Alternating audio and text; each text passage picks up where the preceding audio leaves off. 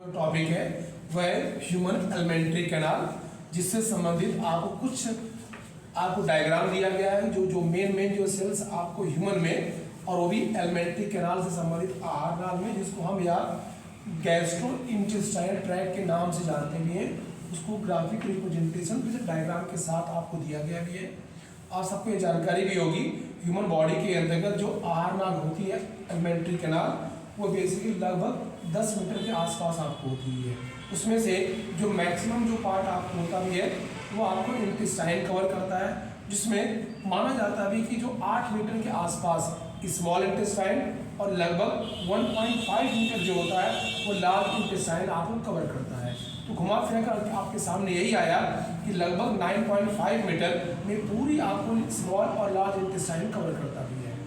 पूरे अगर हम आहार नाल की बात करें ह्यूमन केस में भी है, 4 तरह की उसमें आपको लेयर पाई जाती है, जिसको बहुत नीट के एग्जाम में अलग अलग कॉम्पिटिशन में पूछा भी गया है कि 4 तरह की एलिमेंट्री कैनाल में जो लेयर पाई जाती है उसका नाम जो बाहर की तरफ होती है उसको बोलते हैं सीरोसा, जो सबसे अंदर की तरफ होती है उसको बोलते हैं म्यूकोसा, और उनके दोनों के बीच में मस्कुलरिस और सब म्यूकोसा आपको पाया जाता है। जो सब म्यूकोसा होता है इससे प्राय इंटेस्टाइन से निकलने वाले जो इंटेस्टाइनल जो जूसेस होते भी हैं वो प्राय सब म्यूकोसा से ही आपको रिलीज आपको होता है। उसके साथ साथ आप लोग देख भी रहे होंगे कि स्टोमक में 4 सेल पाई जाती है और स्मॉल इंटेस्टाइन में 4 सेल पाई जाती है। उस सेल का नाम आपके सामने लिखा हुआ है। स्टोमक में जो 4 सेल पाई उसका नाम म्यूकस सेल, एंटेरोएंडोक्राइन सेल, पैराइटल या ऑक्जेंटिक सेल, और नंबर 4 पैरापेप्टिक या जाइमोजन सेल। म्यूकस सेल से म्यूकस निकलता है, एंटेरोएंडोक्राइन सेल से हार्मोन निकलता भी है, पैराइटल या ऑक्जेंटिक सेल से एसीएल निकलता भी है, और पेप्टिक या जाइमोजन सेल से पेप्सिनोजेन और प्रोरेनिन निकलता भी है। जस्ट उसी तरह से जो स्मॉल इंटेस्टाइन होती है उसमें भी आपको 4 तरह की सेल पाई जाती हैं। पैनिक सेल जिससे लाइसोजाइम आपको पाया जाता भी है, एंटेरोएंडोक्राइन सेल्स हार्मोन निकलता है, गोबलेट सेल से म्यूकस होता है, ऑब्जेक्टिव सेल से इंटेस्टाइनल जूसेस आपको रिलीज होते भी हैं। उसके साथ साथ अगर आप देखेंगे पूरे अगर एलिमेंट्री कैनाल की बात करें उसमें जो भोजन का जो डाइजेशन आपको होता है जिसको हम लोग बोलते हैं फिजियोलॉजी ऑफ फूड, उसके अंतर्गत ये 5 स्टेप हैं। इसमें इंगेशन, एसिमिलेशन, डाइजेशन, एब्जॉर्प्शन और एगेशन का नाम आता है। इंगेशन का मतलब होता भी है भोजन का बकल कैविटी में इंटर करना, मतलब कोई भी चीज जब आहार नाल के केस में भी है मुंह में कोई चीज अगर इंटर कर जाती है उसको हम लोग बोलते हैं इंगेशन, क्योंकि इसी बकल कैविटी में अगर आपको देखा भी जाए तो लगभग टीथ भी है, टंग भी है। टीथ का काम जो होता है वो भोजन को आपको कटिंग करना, उसके साथ साथ आपको प्री मोलर और जो मोलर पाए जाते भी हैं वो ग्राइंडिंग और पीसने का काम करते भी हैं। उनके साथ साथ ह्यूमन बॉडी में 3 पेयर ऑफ सैलिवरी ग्लैंड पाई जाती हैं। जो 3 पेयर ऑफ सैलिवरी ग्लैंड पाई जाती हैं उनमें जो सबसे जो बड़ी सैलिवरी ग्लैंड पाई जाती है उसका नाम आपको पैराइटल, आपको केस उसी केस में आपको देखा भी जाए तो लगभग आपको सबसे जो छोटी सैलिवरी ग्लैंड आपको है वह सबलिंगुअल है, और उसी के आधार पर जो पैराटिड जो ग्लैंड पाई जाती भी है वो सबसे बड़ी सैलिवरी ग्लैंड के नाम से आपको जाना जाता भी है। सैलिवरी ग्लैंड से आपको सलाइवा निकलता है, सलाइवा में अल्फा एमाइलेज पाया जाता है। अल्फा एमाइलेज का जो मेन काम आपको होता भी है वो आपको पॉलीसैकेराइड को डाइसैकेराइड में कन्वर्ट करना। उसके साथ साथ वो आपको एंटी माइक्रोबियल भी होता है, जिसकी वजह से आपको सुबह सुबह अगर आप नॉर्मल पानी आप लेते भी हैं तो आपकी बकल कैविटी में मुंह से लेकर के लार्ज इंटेस्टाइन तक अगर कोई बाई एनी रीजन अगर माइक्रो ऑर्गेनिज्म है तो अल्फा एमाइलेज जो वो प्राय किल हो जाता है। इसीलिए प्राय रात में जब आप भोजन करते हैं उसी समय ब्रश कर लेना चाहिए। सुबह जब आप उठते भी हैं उस समय आपको नॉर्मल पानी को आप टेकअप करिए। क्यों? 5 या 6 घंटे तक आपके बकल कैविटी में अल्फा एमाइलेज होगा जो कि आपको एंटी माइक्रोबियल की प्रॉपर्टी को फुलफिल करता है।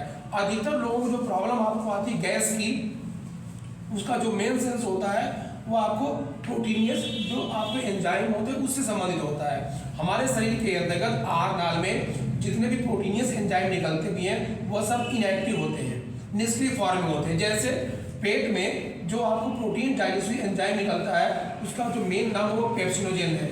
जितने भी इनएक्टिव फॉर्म के एंजाइम निकलते हैं उनको हम जाइमोजन बोलते हैं, उनके लास्ट में GEN शब्द का इस्तेमाल होता है। इस पेप्सिनोजेन को जब तक आप पेप्सिन में कन्वर्ट नहीं करेंगे तब तक आपके पेट में जो भी प्रोटीन आया हुआ भी है भोजन के माध्यम से उसका डाइजेशन आपको नहीं हो पाएगा।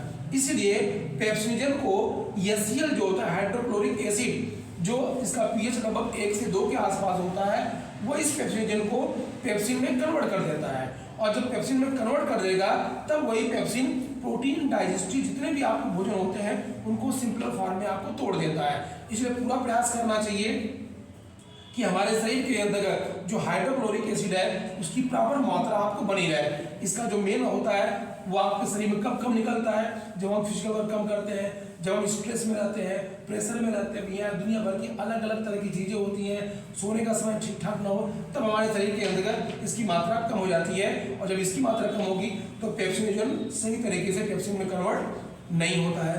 उसके साथ साथ आप देख रहे हैं ऊसोफेगस लगा हुआ है, वो एक तरह से कह सकते भी है कि बकल कैविटी और लगभग स्टोमक दोनों को जोड़ने का काम आपको होता है।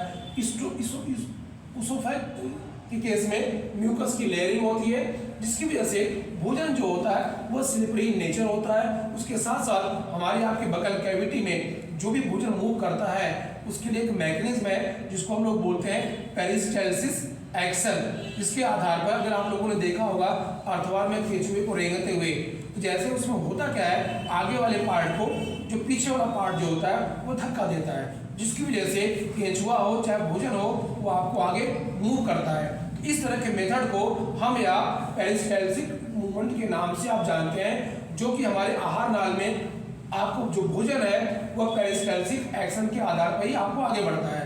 अगर इसी को उल्टा कर दीजिए, रिवर्स पेरिस्टाल्सिस कर दीजिए, तो उसको हम बेसिकली क्या बोलते भी हैं, ओमिटिंग के नाम से आप इंडिकेट करते भी हैं।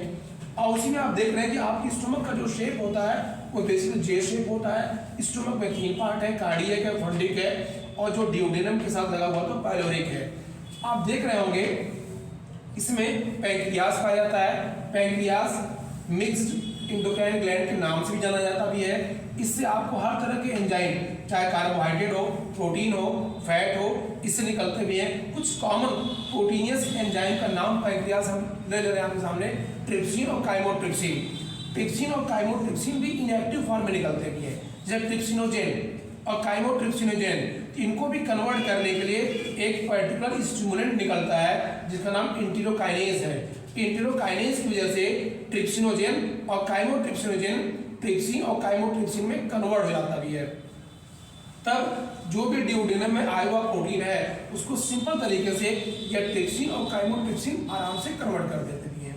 उसके साथ साथ आप देख रहे होंगे कि आपको लीवर और गॉल ब्लैडर है, आप सबको जानकारी भी होगी हमारे शरीर में जो सबसे बड़ी जो ग्लैंड है वो आपको लीवर है, और लीवर से किसी तरह का कोई भी डाइजेस्टिव एंजाइम नहीं निकलता है। इसको फोकस रखिएगा, कई बार कमर्शियल फील्ड में इस क्वेश्चन को रखा गया है। उसी में आप देख रहे हो गॉल ब्लैडर भी है।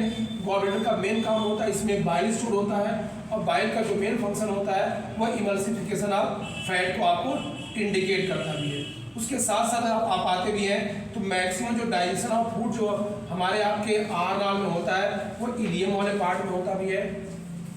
अगर यहाँ पर भोजन का डाइजेशन अगर नहीं हुआ तो भोजन का डाइजेशन फिर आपको नहीं होना है, क्योंकि जो लार्ज इंटेस्टाइन होती है, जितने शाकाहारी जानवर होते हैं हर्बिवोरस, उनमें लार्ज इंटेस्टाइन का रोल डोमिनेंट होता है। हमारे आपकी ह्यूमन बॉडी में लार्ज इंटेस्टाइन का रोल उतना बेटर नहीं होता है। हमारे शरीर के अंतर्गत स्मॉल इंटेस्टाइन और लार्ज इंटेस्टाइन दोनों को जोड़ने वाला एक पार्ट है जो आज की डेट में वेस्टिजियल ऑर्गन है, जिसको हम आप वरेफर अपेंडिक्स के नाम से आप जानते भी हैं। तो लार्ज इंटेस्टाइन का जो पहला पार्ट है उसका नाम आपको सीकम है, और सीकम का जो मेन फंक्शन आपको जो होता भी है वो आपको सेलोज का डाइजेशन आपको होता भी है, और सेलोज जो होता है वो शाकाहारी भोजन के केस में आपको देखा जाता है। उसके बाद से कोलन का वो पार्ट जो ऊपर जा रहा है उसको बोलते हैं असेंडिंग, जो साइड में उसको बोलते हैं ट्रांसवर्स, और जो बेसिकली नीचे आ रहा है उसको हम आप डिसेंडिंग कोलन के नाम से भी आप इंडिकेट कर सकते हैं। और इस कोलन का वो पार्ट जहां पर आपको फेकल मटेरियल इकट्ठा होता है उसको हम आप सिग्मॉइड कोलन के नाम से आप जानते हैं, और उसके बाद से अनवांटेड अनडाइजेस्टेड जो फूड मटेरियल है वो आपको इगेशन या डेफिकेशन प्रोसेस के थ्रू एनस से हमारी बॉडी से बाहर